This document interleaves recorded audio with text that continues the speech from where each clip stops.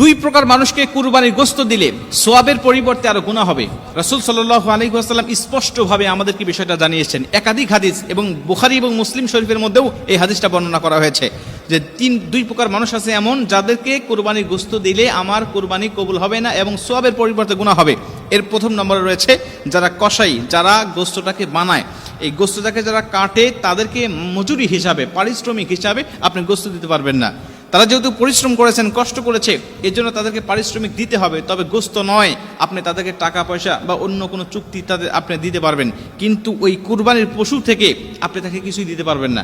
আমাদের সমাজে অনেকে দেখা যায় যে কুরবানির সারাদিন কাটাকাটি করছে, তাকে 4টা পাও দিয়ে দিল বা 2টা পা দিয়ে দিয়েছে, মাথাটা দিয়ে দিয়েছে, গরু ভুঁড়িটা দিয়ে দিয়েছে, এরকম একটা শর্ত দিয়ে আমরা তাদেরকে কাজে নিয়োগ দেই।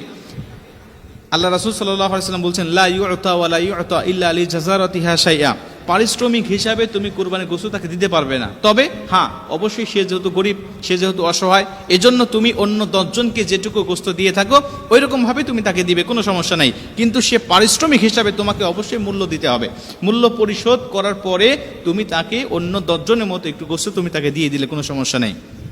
আমাদের সমাজে দেখা যায় অনেক বাড়িতে ভুঁড়ি সাফ করতে পারে না, এর জন্য পাশের বাড়ির কোনো মহিলাকে ডাক দিয়ে, গরিব মানুষকে ডাক দিয়ে বলে, তুই এটা সাফ করে দিই, তুই অর্ধেক নিবি, অর্ধেক আমাকে দিবি।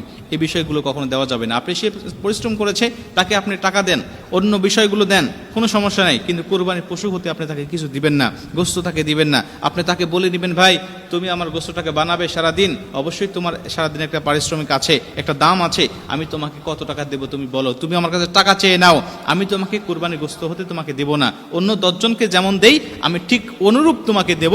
বেশি আশা তুমি আমার কাছে করবে না। বেশি আশা করলে তুমি আমার কাছে টাকা চেয়ে নাও যে কত টাকা তুমি নিবে, কিন্তু গোশত তুমি বেশি আশা করতে পারবে না। কেন?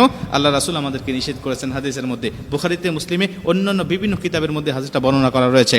2 নম্বরে, এই পশুটিকে যারা জবাহ করে, বিশেষ করে ইমাম মুয়াজ্জিন, আমাদের মতো হুজুররা যারা, এরা পশুটাকে জবাহ করে, দেখা যাচ্ছে অনেক জায়গায় এই জবাহ করার জন্য, জবাহ করার কারণে দেখা যাচ্ছে সমাজের মধ্যে হুজুরের জন্য আলাদাভাবে গোসল নয়, যে সে জবাহ করেছেন এজন্য তাকে আলাদাভাবে একটা ধরা হয়, একটা নির্দিষ্ট মাপ, যে এই মাপে তাকে দিতে হবে। মজুরি সে জবাহ করেছেন, সে জবাহ করেছে, এজন্য আপনি আলাদা করে তাকে দিতে পারবেন না। সে জবাহ করেছেন, ইমাম, সে মুয়াজ্জিন, সে জবাহ করেছেন, তাকে আলাদা হিসাবে আপনাকে অবশ্যই টাকা দিতে হবে। আপনাকে অবশ্যই পারিশ্রমিক হিসেবে টাকা দিতে হবে। আপনি গরু প্রতি 1000, 2000, 5000 যা যেমন পারেন আপনি দিয়ে দিলেন, সমস্যা নাই। কিন্তু আপনি যদি মনে করেন যে না, সে ইমাম মানুষ, তাকে কিছু দিতে হবে, অবশ্যই অন্য 10 জনের মতো আপনি তাকে দিবেন, কিন্তু পারিশ্রমিক হিসাবে সে জবাহ করেছে এজন্য আমি তাকে অনেক মোটা অঙ্কের কিছু দিব, আমি 5 কেজি 10 কেজি তাকে গোশত দেবো, এমনটা নয়। আপনি অন্য 10 জনকে যেমন দেন সেই অনুরূপভাবে দিবেন, আর জবাহ করার জন্য আপনি পারিশ্রমিক হিসাবে তাকে অবশ্যই আপনি মূল্যটা পরিশোধ করবেন। এই 2টা ব্যক্তিকে আপনি পারিশ্রমিক হিসাবে আপনি দিতে পারবেন না। অন্য কোনো ব্যক্তিও যদি এই কোরবানির গোশতের জন্য পরিশ্রম করে, পারিশ্রমিক হিসাবে গোশত দিবেন না। অন্য 10 জনকে যেমন দেন ঠিক তেমন দিবেন, বেশি কিছু দেওয়ার চেষ্টা করবেন না, তাহলে হয়তো আপনার উদ্দেশ্যটা বাতিল হয়ে যেতে পারে। যেহেতু আল্লাহ রাসূল সাল্লাল্লাহু আলাইহি ওয়াসাল্লাম আমাদেরকে জানিয়েছেন, আলী রাদিয়াল্লাহু তাআলা তিনিও বলেছেন যে নবীজি আমাকে নিষেধ করেছেন, এর জন্য আমি পারিশ্রমিক হিসাবে মূল্য দেই, তাকে আমি কখনোই গোশত দেই না। অন্য 10 জনকে যেমন দেই ঠিক তেমনই দেই, বেশি কিছু তাকে দেওয়ার চেষ্টা আমি করি না।